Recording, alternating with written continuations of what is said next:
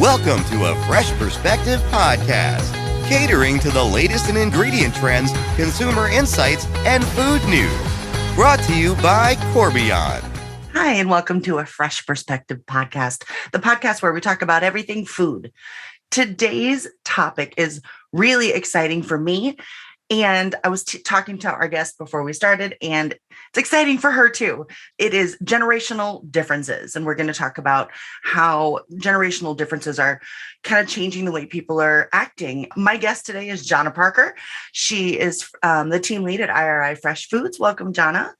Thank you so much for having me back, Jenny. It's so exciting to be here. And yes, this is a topic I'm fascinated by. Good. And me too, for sure. It's kind of incredible to see how things are changing and really kind of morphing over the years. And as new generations, become grocery shoppers and begin to feed their families and stuff like that. So Corbion conducted some proprietary research. We do this quite a bit. And in April of 2022, they found that 30% of consumers have switched outlets to purchase groceries in the past 3 months. And of that, 64% of them were millennials. Can you talk a little bit about how, the differences you've noticed and some of the trends you're seeing in that way? Yeah, absolutely. We track both purchase patterns as well as sales across all channels in retail grocery. And I should say, similarly to what your research found, we've heard anecdotally from many consumers that because of the rising food costs, they were considering outlets. Now, many weren't considering outlets they'd never considered before. So the example I say is if you've never stepped foot in a Whole Foods, you weren't going to suddenly start to go to Whole Foods, right? But we all have now, and especially the younger generations, have multiple spaces in which they solve their weekly grocery needs. And what's different, and I think why your research generationally saw differences, people who are under the age of 40, especially those under the age of 30, Walmart's always had groceries. Target's always had a produce section. Mm-hmm. Aldi's always been a thing across the entire country.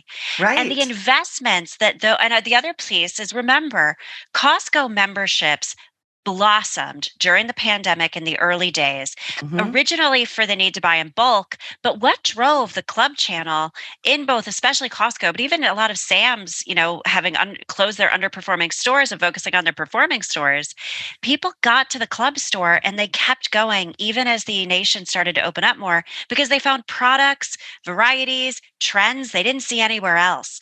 Right. So a lot of times I'll have folks from more of the traditional grocery channel look at the market share and go, well, Club's growing because people are buying big packs of things. Actually, Club's growing the same way Trader Joe's is growing. It's a treasure hunt. They trust that retailer now to curate products and solutions and ideas because they see things at those channels they don't see anywhere else. And who needs new ideas the most? People who are just starting out in their lives, and also who frankly used to be going out more to food service and now have developed new cooking skills. So, really what I think you're seeing is the same thing I'm seeing in the purchase data, which I don't want to alarm anybody, but the sales share of fresh foods, so I'm talking bakery, meat, produce, seafood, deli, is the lowest it's ever been for traditional grocery stores as of June 2022. Now, traditional grocery stores are still the majority or the largest concentration of dollar sales in the entire omnichannel universe. However, the share is continuing to erode, and where it's growing is club, mass supercenter, discount grocers, namely Aldi, but also the Lidl stores that have opened, as well as online. All of those channels are growing. And to your point, we also see that they're growing much more with millennials and younger generations. Folks who are maybe in their 50s, 60s and above, they're used to shopping where they've always shopped. And even if they're moving cities or retiring or becoming snowbirds, they're still leaning toward traditional grocery in a way that younger generations aren't. I think that's it's so interesting to hear about the Costco side of things, because not only are people finding larger amounts of food they can store, like you said, they were looking for bulk in the beginning, but they're not just finding new products.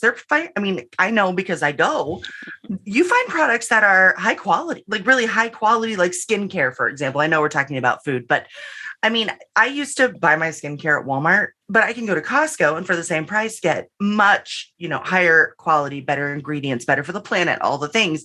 And I think that, you can see that in food as well, right? So You really hit the nail on the head, Jenny, that the Kirkland signature brand is seen by consumers as a brand, as is Trader Joe's. I want to talk about both of them because I think they're national. And while they're not the only ones working on this, they're certainly the ones most of our listeners are going to be familiar with. Both Trader Joe's and Kirkland Signature took the concept of private brands, but made it marketed like a brand. There is, I think most of our listeners are probably Costco members, and every month I get an informational magazine. Yes. And sure, they're kind of teasing some things in there that are Kirkland Signature, but I honestly read some of that magazine for the articles. And I know a lot of people do too. I mean, there's some really topical and interesting articles. Their book recommendations are fabulous. So and there's always a section of recipes. And what I think is different, again, bringing it to food, Kirkland Signature versus, a private or a main brand. I think what Costco does right is they have some really marquee brands, right? They've got the basics, the brands you know and love.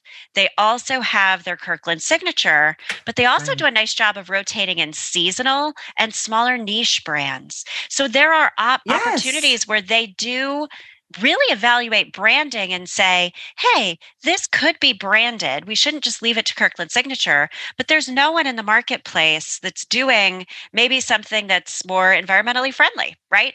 And so they're offering all three types of brands. And I think that's also where they're setting apart. And I go back to Trader Joe's because I think when I shop at Trader Joe's, it's definitely as a fill-in. It's more of a niche. It's more of like things I can't do my whole shopping at Trader Joe's, but they doubled down on certain places. Honestly, they doubled down on wine, beer, and frozen food. Yes. You know who buys a lot of wine, beer, and frozen foods? Younger people. Younger people. That's right. I believe it was my millennial cousin who introduced me to a $3 Chuck now, but what used to be $2 Chuck, right? And that was their wine. That's what everybody called it. Isn't that right? And they have, but the interesting thing is, while every major other grocery and super center carries, I don't know what the brand would be now, but let's say the same, a tier of wine. Kirkland brand wine. Exactly. What's so interesting about the Kirkland brand wine at Costco, and then also some of the stuff that's at Aldi and some of the stuff that's at Trader Joe's, you wouldn't even know that it's a private brand, value brand, because they have tiers within their private brands that you really can stand up next to third-party brands. And I think the biggest last piece of generational that's important to point out in this very short conversation, when we were younger, let's go back to the 80s, right? And the 90s. Okay. The brands that right? Like, I love it. There's so many shows now that are romanticizing the 90s. And I was like, gosh, things were so simple then. But as consumer packaged goods and food and beverage marketers, everything had a brand, and there were probably only one or two brands. And so you could run a national TV campaign to support the launch of new Coke, right? Or to support Kellogg's the launch Frosted Flakes. Exactly. And you could ensure that the children were watching on Saturday morning cartoons. Yep. You could ensure that the adults and decision makers were watching, Dynasty or even 90210 at night. And everything was based on national big TV. We consume our media now differently. So marketing is different. And a niche brand that is very much tailored to a very specific household type can actually reach that household type without having to take out a multi-million-dollar ad on 90210. That's what's game changing. And that's why younger generations are always used to seeing different brands, because we all consume different media and advertising. Right. And we look for different things. And the surprises in those stores when they bring in new things, because they're always curating new products, it is like a treasure hunt, like you said. So it makes it exciting to go in and you'll try new things. And every time we try something new, it's typically from, Aldi or Costco. If you haven't visited a Costco or Aldi or Trader Joe's lately and really tried to shop, and you are a decision maker in food and beverage, you really need to mix it in. Because I think that's what I find as the reality of our industry, just like every industry, right? The people who are in positions of power are of a certain generation, but the people who we're trying to capitalize on growth with are not of that generation. And I think especially in fresh foods, for a multitude of reasons that would make up its own podcast that are very real, the decision makers really are aimed at the way we shopped in the 80s and 90s, the way we merchandised in the 80s and 90s, the way that we brought brands to market in 80s or 90s, especially in fresh food. And the decisions that are being happening are by people who don't even understand why a grocery store is set up that way. Why are all the bakery products in clamshells? Why do we have different things on ad on Wednesday and then they don't come on ad again until the following Wednesday?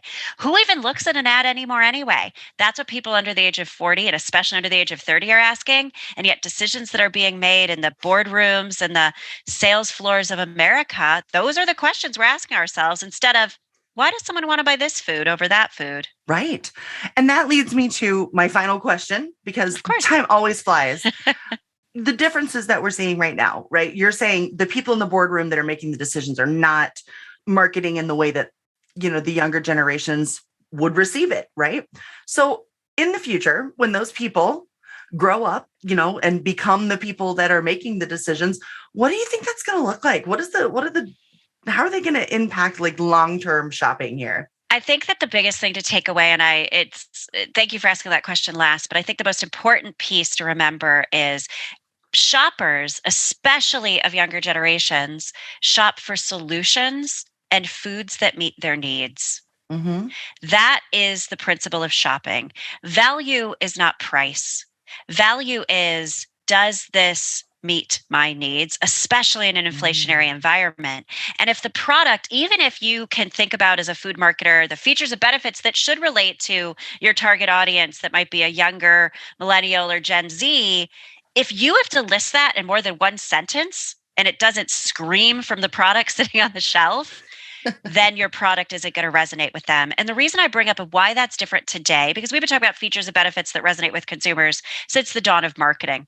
Right. The difference is today, every other part of how we solve our needs as consumers, from how we pick what clothes we're going to wear to what vacation we're going to go on, we're used to opening up our phone and finding tailored solutions that are personalized for our needs, not the specific thing.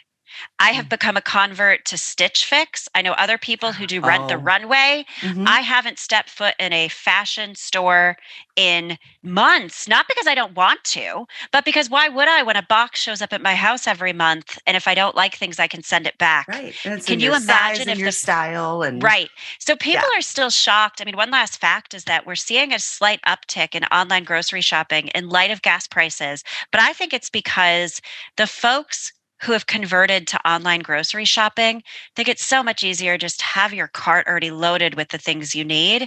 What we need to do a better job of is showing them other things that go on with the basics. Yes. So we're not forcing them to get into the grocery store. I still think online digital marketing won't replace the in-store experience. I think they need to merge together. I mean, I could not agree more. I also shop completely online. For my groceries, also for my clothes. I mean, I have, like you, I haven't been in months and months. I don't walk through a department store. It sounds terrible. I don't want to do it. Right. But I can have it all delivered, and I can even put it in, create a model of myself online with all my measurements and try clothes on it. I mean, it's so wonderful. What I would love is, hey, Jenny, you want to try something new this week? Why don't you try Thai food? Here are the 7 things. How many people are you feeding? And then I end up with all the ingredients I need to make a Thai dinner for my family. That's what I'm hoping to see next. And one last point, because I know we need to close, is that those ideas are out there. And if they're not catching root immediately, remember that our expectations cannot be to change overnight. Right. Online shopping for all other commodities have existed since the dawn of time. Not since the dawn of time, certainly the last 20 years, and certainly since the smartphone was invented. So remember that you are not going to see immediate change in people, but if you make life easier, if you solve their needs, and if you focus on a specific set of consumers and not trying to get everyone to buy everything, that's the path to win. That's right. Thank you so much for being on the podcast and talking through this. I feel like we could probably make this into 9 podcasts. It's so great. And I love having you on. So thanks for joining me today. Till next time, preserve what matters. Thank you for listening to a Fresh Perspective podcast brought to you by Corbion. Please like, subscribe, and follow us on thebakerstake.com and thecorbioncut.com. Until next time, preserve what matters.